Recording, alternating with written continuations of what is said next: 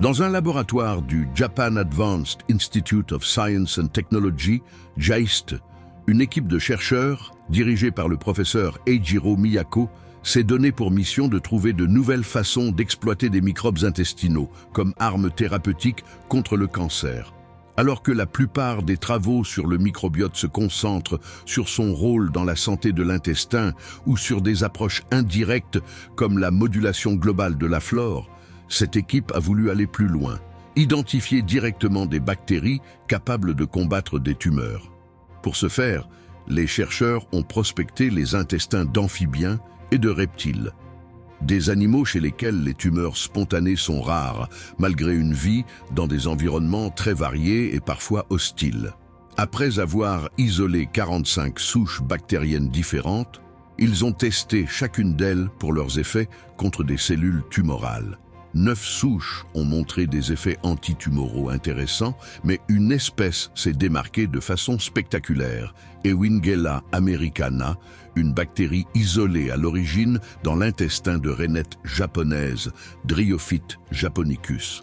L'équipe a ensuite testé cette bactérie dans un modèle murin de cancer colorectal chez la souris, là où les traitements classiques, comme la chimiothérapie ou les immunothérapies, nécessitent plusieurs doses et ne sont jamais complètement efficaces.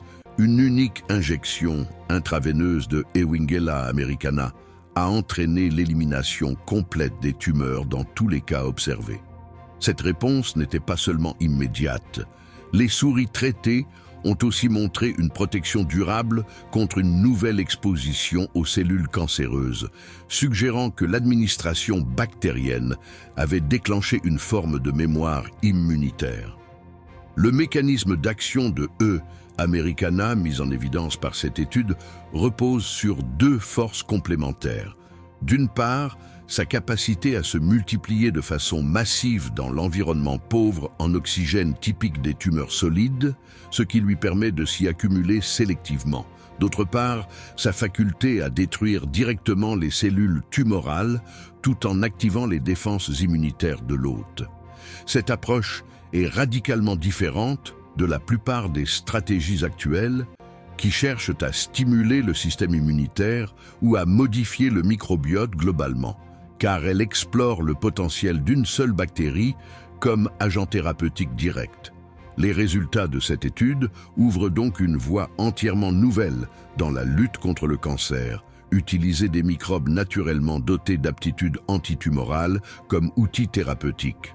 Si ces premiers résultats sont prometteurs, notamment dans des modèles animaux, des recherches supplémentaires seront nécessaires pour comprendre comment cette stratégie pourrait être adaptée chez l'humain, tant du point de vue de l'efficacité que de la sécurité clinique.